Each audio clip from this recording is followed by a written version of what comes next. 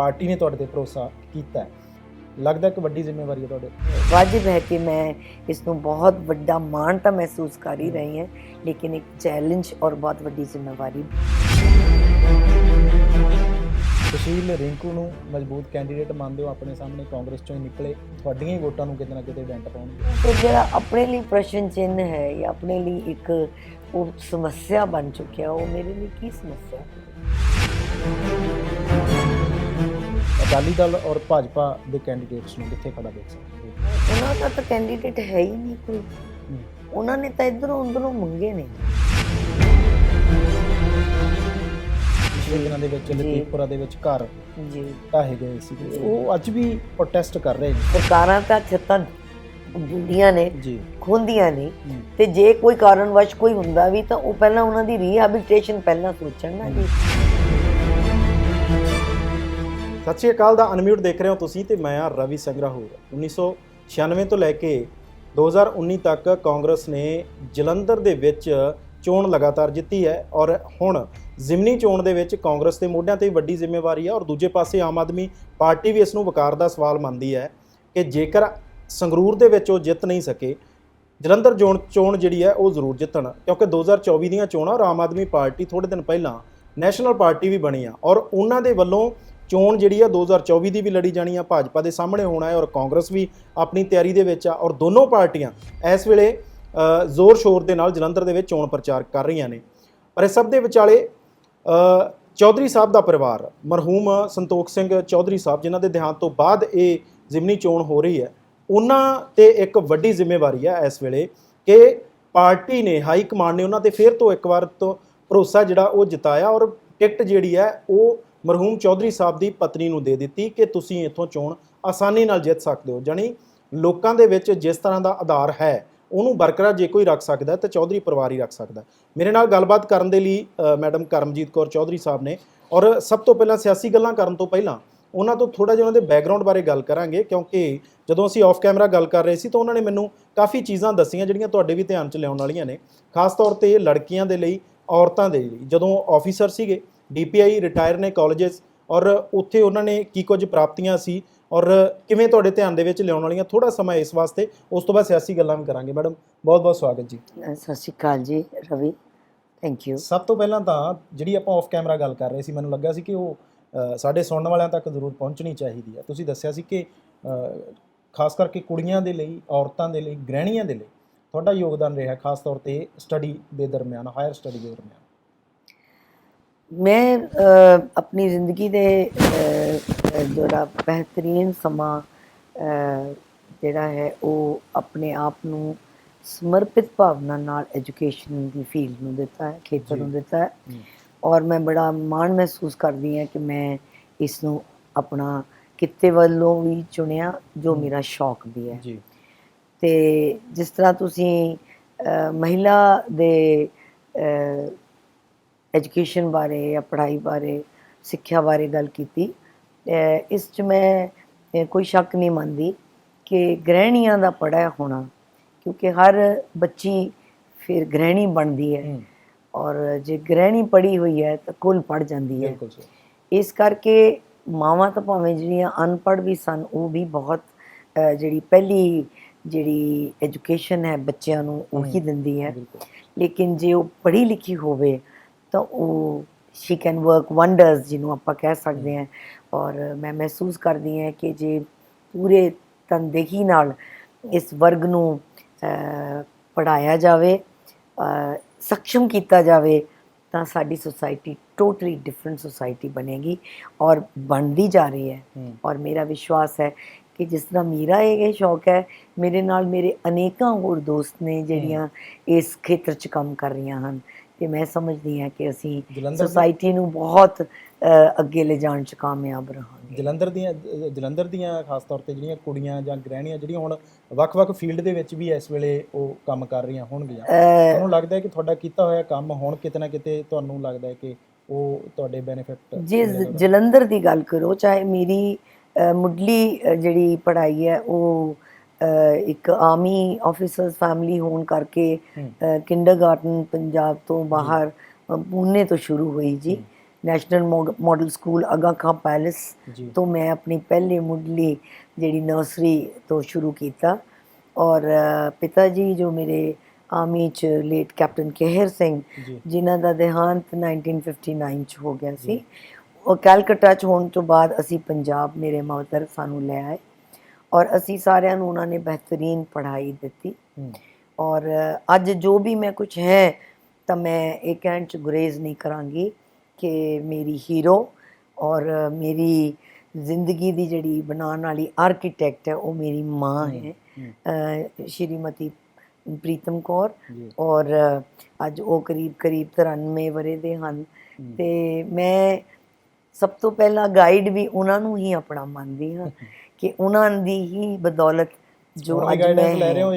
ਇਸ ਔਰ ਅੱਜ ਵੀ ਉਹ ਚਾਹੇ ਵਿਰਧ ਹੋ ਗਏ ਹਨ ਹੂੰ ਲੇਕਿਨ ਅੱਜ ਵੀ ਮੇਰੀ ਪ੍ਰੇਰਨਾ ਦਾ ਸਰੋਤ ਨੇ ਕਿ ਇੱਕ ਅੱਛੀ ਗ੍ਰਹਿਣੀ ਹੋਣ ਦੇ ਨਾਲ ਜੇ ਤੁਸੀਂ ਪੜ੍ਹੇ ਲਿਖੇ ਵੀ ਹੋ ਹੂੰ ਤਾਂ ਇਹ ਖਜ਼ਾਨਾ ਤੁਸੀਂ ਬਿਲਕੁਲ ਲੈ ਕੇ ਆਪਣੀ ਸਮਾਜ ਨੂੰ ਸੁੰਦਰ ਬਣਾ ਸਕਦੇ ਹੋ। ਜੀ ਮੈਮ ਹੁਣ ਸਿਆਸਤ ਵਾਲੇ ਪਾਸੇ ਆਈਏ, ਕਿਉਂਕਿ ਜੋ ਗੱਲਬਾਤ ਕਰਨੀ ਆਪਾਂ ਖਾਸ ਤੌਰ ਤੇ ਤੁਸੀਂ ਕੈਂਡੀਡੇਟ ਚੁਣੇ ਗਏ ਹੋ ਉਹਦੇ ਆਲੇ ਦੁਆਲੇ ਕਰਨੀ ਹੈ। ਇੱਕ ਜ਼ਿੰਮੇਵਾਰੀ ਤੁਹਾਡੇ ਮੋਢਿਆਂ ਤੇ ਵੱਡੀ ਹੋ ਗਈ।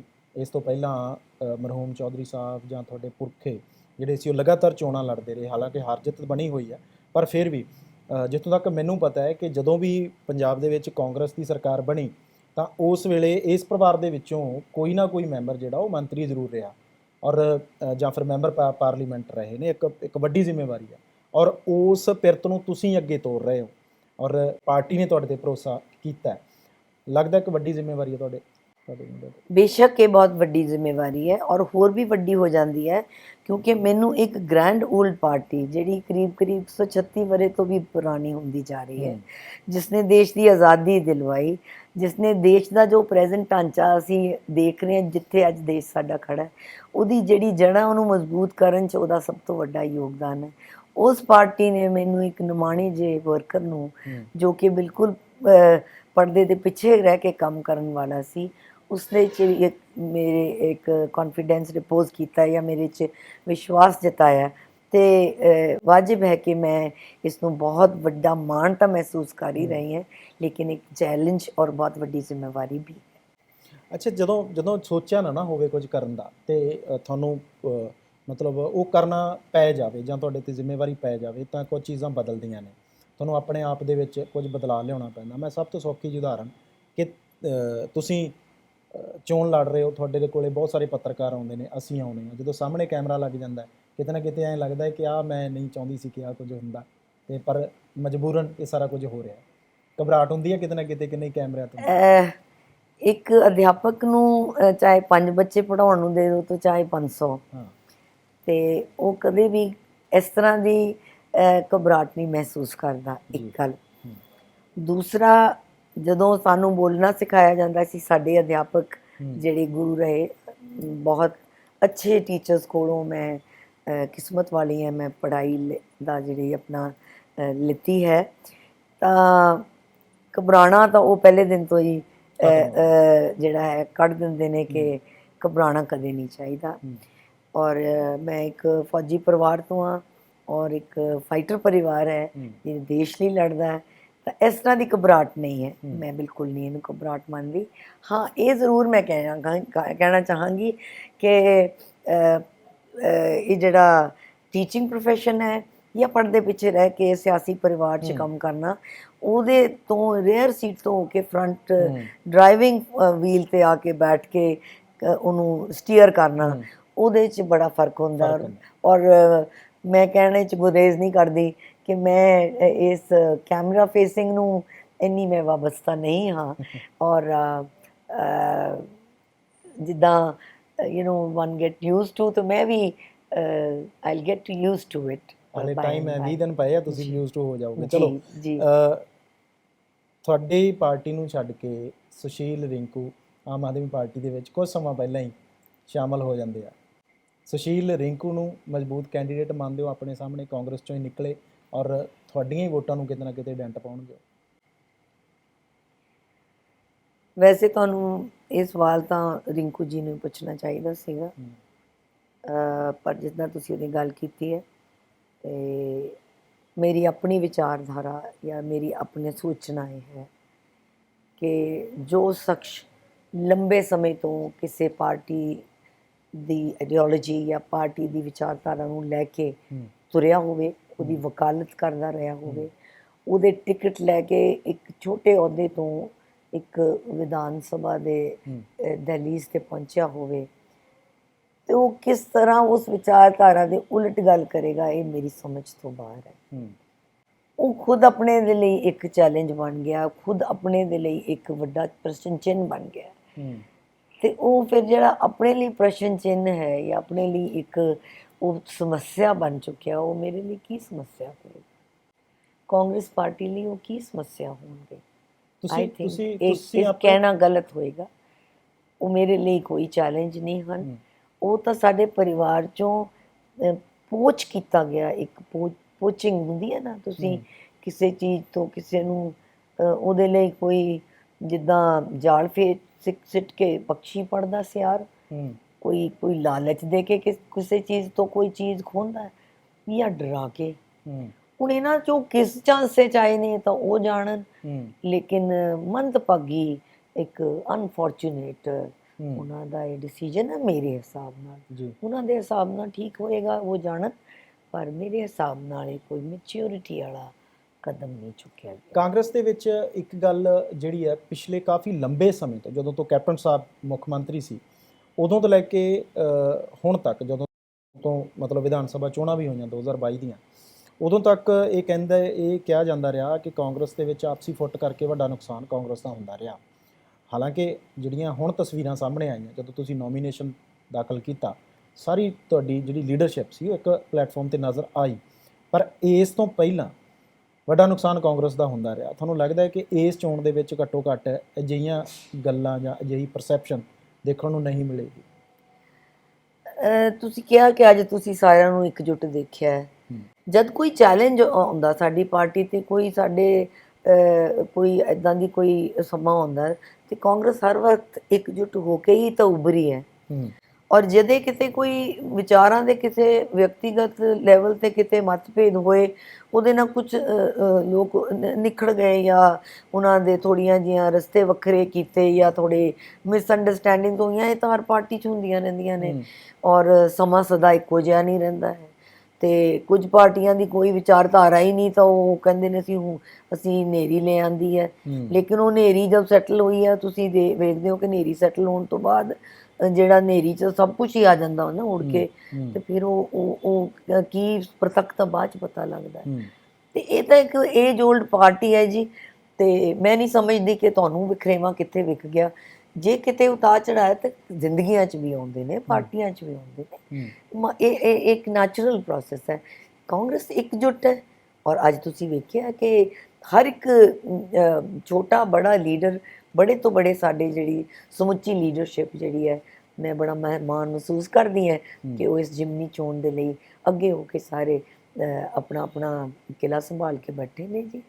ਔਰ ਇਹ ਸਾਰੇ ਜੱਗ ਨੇ ਦੇਖਿਆ, ਔਰ ਇਹ ਜਿਹੜੀ ਇਕੱਠ ਹੈ ਸਾਡਾ, ਇਹ ਤੁਹਾਨੂੰ ਅੱਗੇ ਆਉਣ ਵਾਲੇ ਸਮੇਂ 'ਚ ਕਾਂਗਰਸ ਨੂੰ ਹੋਰ ਸਿਖਰਾਂ 'ਤੇ ਜਾਂਦਾ ਵੇਖੇਗਾ।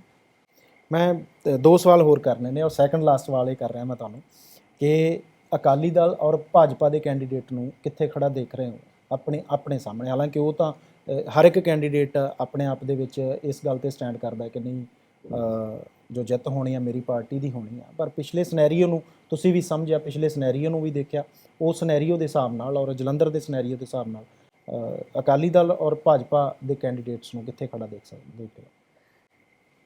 ਰਵੀ ਜੀ, ਤੁਸੀਂ ਜੇ ਆਪਣਾ ਸਵਾਲ ਠੀਕ ਕਰੋ, ਉਹਨਾਂ ਦਾ ਤਾਂ ਕੈਂਡੀਡੇਟ ਹੈ ਹੀ ਨਹੀਂ ਕੋਈ। ਉਹਨਾਂ ਨੇ ਤਾਂ ਇੱਧਰੋਂ ਉੱਧਰੋਂ ਮੰਗੇ ਨੇ ਜੀ। ਇੱਕ ਉਹਨਾਂ ਨੇ ਕਾਂਗਰਸ ਚੋਂ ਉਹਦਾ ਮਤਲਬ ਜੇ ਕਿਹਾ ਜਾਵੇ ਤਾਂ ਉਹਨੂੰ ਕੱਢ ਕੇ ਲੈ ਗਏ ਜਾਂ ਕੋਚਿੰਗ ਕਰ ਲਈ, ਜਾਂ ਕਿਸ ਤਰ੍ਹਾਂ ਉਹਨਾਂ ਨੇ ਕੀ ਹੱਥਕੰਡਾ ਬਤਾਇਆ, ਜਾਂ ਖੁਦ ਉਹ ਇੱਕ ਕਮਜ਼ੋਰ ਕੜੀ ਬਣ ਗਿਆ। ਜਿਹੜੇ ਦੂਸਰੇ ਨੇ ਕੋਈ ਮੇਰਾ ਖਿਆਲ ਲੁਧਿਆਣੇ ਤੋਂ ਨੇ ਜੀ, ਕੋਈ ਨਵੇਂ ਸ਼ਹਿਰ ਤੋਂ, ਅਕਾਲੀ ਦਲ ਦੇ ਕੈਂਡੀਡੇਟ ਬੰਗੇ ਨਵੇਂ ਸ਼ਹਿਰ ਤੋਂ ਆਏ ਜੀ। ਅਤੇ ਇਹ ਰਿਵਾਇਤੀ ਪੁਰਾਣੀਆਂ ਪਾਰਟੀਆਂ ਨੇ ਹੂੰ ਤੇ ਅੱਜ ਇੰਨੇ ਦਿਨਾਂ ਦੇ ਉਹਨਾਂ ਦੇ ਜਿਹੜੇ ਕੈਂਡੀਡੇਟਸ ਨੇ ਉਹਨਾਂ ਨੂੰ ਨਹੀਂ ਮਿਲ ਰਹੇ। ਇਹ ਤਾਂ ਆਪਾਂ ਵੀ ਵੇਖ ਹੀ ਰਹੇ ਹਾਂ। ਹੂੰ ਤੇ ਬਾਕੀ ਇਹਨਾਂ ਦੀਆਂ ਪਾਰਟੀਆਂ ਦੀ ਜੋ ਆਪਣੀ ਵਿਚਾਰਧਾਰਾ ਹੈ ਉਹਦੇ ਹਿਸਾਬ ਦੇ ਨਾਲ ਜਿਹੜੇ ਉਹਨਾਂ ਦੇ ਬੰਦੇ ਹੈ, ਸਪੋਜ਼ਿੰਗ ਰੂਲਿੰਗ ਪਾਰਟੀ ਦੇ 92 ਬੰਦੇ ਨੇ ਜੀ, ਤੇ 92 ਬੰਦਿਆਂ 'ਚ ਆਉਣਾ ਚਾਹੀਦਾ ਸੀ ਨਾ, ਕਿਉਂਕਿ ਉਹ ਇਸ ਹਨੇਰੀ 'ਚ ਜਿੱਤ ਕੇ ਆਏ ਨੇ ਨਾ ਜੀ। ਉਹਨਾਂ 92 'ਚੋਂ ਹੀ ਇੱਕ ਬੰਦਾ ਖੜਾ ਹੋਣਾ ਚਾਹੀਦਾ ਸੀ ਮੇਰੇ ਹਿਸਾਬ ਨਾਲ। ਔਰ ਉਹਨਾਂ ਕੋਲ ਤਾਂ ਬਹੁਤ ਵੱਡਾ ਭੰਡਾਰ ਹੈ ਟੈਲੈਂਟ ਦਾ, ਤੇ ਲੈਣਾ ਉਹਨੂੰ ਸਾਡੀ ਪਾਰਟੀ 'ਚੋਂ ਚੱਕਣਾ ਪਿਆ ਬੰਦਾ।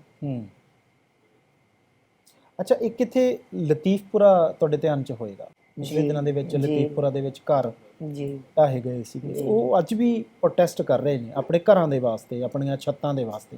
ਤੁਸੀਂ ਮਿਲੇ ਉਹਨਾਂ ਲੋਕਾਂ ਨੂੰ, ਉਹਨਾਂ ਦਾ ਹਾਲ ਮੈਂ ਤੁਹਾਨੂੰ ਦੱਸਿਆ ਕਿ ਮੈਂ ਤਾਂ ਪਰਦੇ ਪਿੱਛੇ ਰਹਿ ਕੇ ਆਪਣੀ ਜਿਹੜੀ ਮੇਰੀ ਗਵਰਨਮੈਂਟ ਜੌਬ ਹੈ ਉਹ ਤੋਂ ਇਲਾਵਾ ਮੈਂ ਆਪਣੇ ਪਰਿਵਾਰ ਦੇ, ਕਿਉਂਕਿ ਪੋਲੀਟੀਕਲ ਹੋਣ ਦੇ ਨਾਤੇ ਪੋਲੀਟੀਕਲ ਪਰਿਵਾਰ ਦੇ ਵਿੱਚ ਮੈਂ ਸਾਰਾ ਕੁਝ ਵੇਖਦੀ ਵੀ ਰਹੀ ਹਾਂ।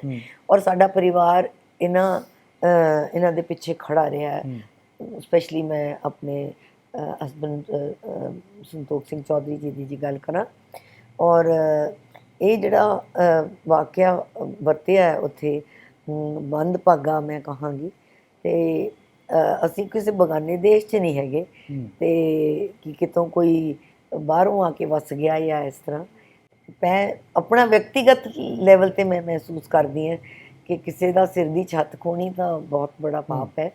ਔਰ ਸਰਕਾਰਾਂ ਤਾਂ ਛੱਤਾਂ ਦਿੰਦੀਆਂ ਨੇ, ਖੋਹਦੀਆਂ ਨਹੀਂ।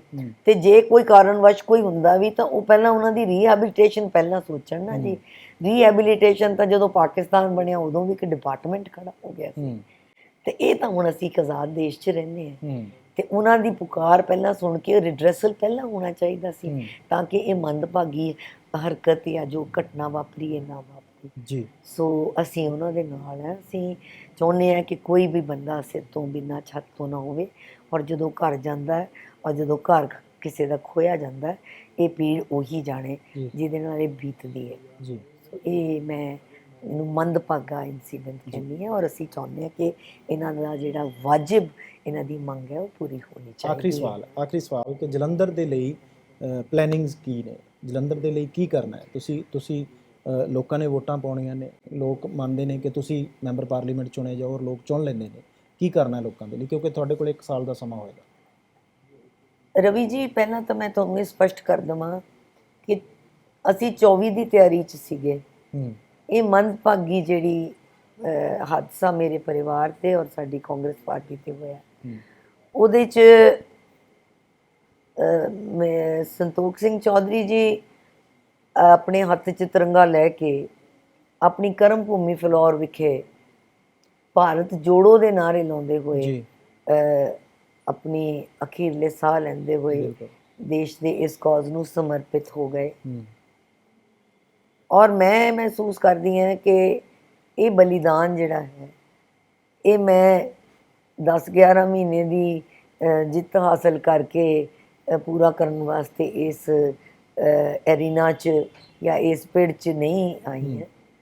ਮੈਂ ਆਪਣੇ ਨਾਲ ਇੱਕ ਪੂਰਾ ਮੇਰਾ ਇੱਕ ਪਲਾਨ, ਇੱਕ ਤਹਈਆ ਹੈ ਕਿ ਜੇ ਮੈਂ ਚੌਧਰੀ ਸਾਹਿਬ ਦੇ ਆਦਰਸ਼ ਔਰ ਕਾਂਗਰਸ ਦੀ ਵਿਚਾਰਧਾਰਾ ਨੂੰ ਘਰ ਘਰ ਪਹੁੰਚਾਉਣਾ ਜਿਸ ਤਰ੍ਹਾਂ ਉਹ ਕਰਦੇ ਰਹੇ ਹੈ, ਤੁਹਾਨੂੰ ਮੈਨੂੰ ਦੱਸ ਕੇ ਖੁਸ਼ੀ ਹੋਏਗੀ ਕਿ ਸਾਡਾ ਪਰਿਵਾਰ ਅਗਲੇ 3 ਸਾਲਾਂ 'ਚ ਸਿਆਸੀ ਤੌਰ 'ਤੇ 100 ਸਾਲ ਪੁਰਾਣਾ ਹੋ ਜਾਣਾ ਹੈ। ਤੇ ਮੈਂ ਉਸ ਲੈਗੇਸੀ ਨੂੰ ਕਿਸ ਤਰ੍ਹਾਂ ਅੱਗੇ ਲੈ ਜਾਣਾ ਹੈ, ਇਹ ਮੇਰੇ ਵਾਸਤੇ ਵੀ ਇੱਕ ਚੈਲੰਜ ਹੈ। ਲੇਕਿਨ ਮੈਂ ਆਪਣੇ ਆਪ 'ਚ, ਆਪਣੇ ਹਾਰਡ ਵਰਕ 'ਚ ਮੈਂ ਆਪਣੇ ਆਪ 'ਚ ਮੈਂ ਵਿਸ਼ਵਾਸ ਰੱਖਦੀ ਹਾਂ। ਔਰ ਉਸ ਨੂੰ ਜਾਰੀ ਰੱਖਣ ਦੇ ਲਈ ਹਾਰਡ ਵਰਕ, ਸਮਰਪਿਤ ਭਾਵਨਾ, ਬਲੀਦਾਨ ਦੀ ਭਾਵਨਾ, ਇਹ ਸਭ ਤੋਂ ਜ਼ਰੂਰੀ ਹੈ। ਔਰ ਉਹ ਮੈਨੂੰ ਵਿਰਸੇ 'ਚ ਹੀ ਮਿਲੀ ਹੈ। ਮੇਰਾ ਆਪਣਾ ਜਿਹੜਾ ਬੇਟਾ ਹੈ ਉਹ ਵਿਕਰਮਜੀਤ ਸਿੰਘ ਚੌਧਰੀ MLA ਫਲੋਰ ਹਨ। ਉਹ ਸਮਰਪਿਤ ਨੇ ਸਮਾਜ ਸੇਵਾ ਨੂੰ ਉੱਥੇ ਬਤੌਰ ਉਹ ਵਿਧਾਇਕ ਕੰਮ ਕਰ ਰਹੇ ਨੇ। ਵਿਧਾਨ ਸਭਾ ਦੇ ਅੰਦਰ ਔਰ ਬਾਹਰ ਆਪਣੀ ਜਨਤਾ ਦੀ ਆਵਾਜ਼ ਬੁਲੰਦ ਕਰਦੇ ਨੇ, ਕਾਂਗਰਸ ਦੀ ਜਿਹੜੀ ਆਈਡੀਓਲੋਜੀ ਹੈ ਉਹਨੂੰ ਬੁਲੰਦ ਰੱਖਦੇ ਨੇ। ਔਰ ਮੈਨੂੰ ਕਿਉਂਕਿ ਇਹ ਹਾਲਾਤਾਂ ਨੇ ਮੈਨੂੰ ਇੱਦਾਂ ਇੱਕ ਸਾਹਮਣੇ ਆ ਕੇ ਲੜਨ ਦੇ ਲਈ ਜੋ ਮੇਰੀ ਕਿਸਮਤ ਨੇ ਮੈਨੂੰ ਮੋੜ ਦਿੱਤਾ ਹੈ, ਮੈਂ ਮਹਿਸੂਸ ਕਰਦੀ ਹਾਂ ਕਿ ਜੇ ਮੈਂ ਇਹਨੂੰ ਇੱਕ ਚੈਲੰਜ ਮੰਨ ਕੇ ਚੱਲਾਂ ਤਾਂ ਮੈਂ ਆਉਣ ਵਾਲੇ ਸਮੇਂ ਦੇ ਵਿੱਚ ਆਪਣੇ ਅਖੀਰਲੇ ਦਮ ਤੱਕ ਇਸ ਨੂੰ ਇੱਕ ਫਰਜ਼ ਸਮਝ ਕੇ ਕਿ ਮੈਂ ਇੱਕ ਕਾਂਗਰਸ ਦੀ ਛੋਟੀ ਤੋਂ ਛੋਟਾ ਵਰਕਰ ਬਣ ਕੇ ਮੈਂ ਕਾਂਗਰਸ ਦੀ ਵਿਚਾਰਧਾਰਾ ਔਰ ਆਪਣੇ ਮਰਹੂਮ ਪਤੀ ਸੰਤੋਖ ਸਿੰਘ ਚੌਧਰੀ ਦੀ ਜਿਹੜੇ ਆਦਰਸ਼ ਨੇ ਉਹਨਾਂ ਨੂੰ ਮੈਂ ਉਸੇ ਤਰ੍ਹਾਂ ਅੱਗੇ ਚਲਾਉਂਦੀ ਰਵਾਂ ਔਰ ਉਹ ਫਲੇਮ, ਉਹ ਜੋਤੀ ਮੈਂ ਨਾ ਕਦੇ ਬੁਝਣ ਦਊਂਗੀ। ਇਹ ਮੇਰਾ ਆਪਣੇ ਆਪ ਨਾਲ ਇੱਕ ਵਾਅਦਾ ਵੀ ਹੈ ਔਰ ਜਲੰਧਰ ਵਾਸੀਆਂ ਨਾਲ ਵੀ ਹੈ ਕਿ ਜੋ ਪਿਆਰ ਉਹਨਾਂ ਨੇ ਉਹਨਾਂ ਨੂੰ ਦਿੱਤਾ, ਉਹਨਾਂ ਦੇ ਕੰਮ ਦੇ ਸਦਕੇ, ਜਿਸ ਤਰ੍ਹਾਂ ਤੁਸੀਂ ਕਿਹਾ ਕਿ ਸਦਾ ਤੋਂ ਹੀ ਕਾਂਗਰਸ ਦੇ ਲਈ ਸੀਟ ਬਣੀ ਰਹੀ ਹੈ, ਇਹ ਸੀਟ ਕਾਂਗਰਸ ਦੀ ਸੀ, ਕਾਂਗਰਸ ਦੀ ਹੈ ਔਰ ਕਾਂਗਰਸ ਦੀ ਰਹੇਗੀ।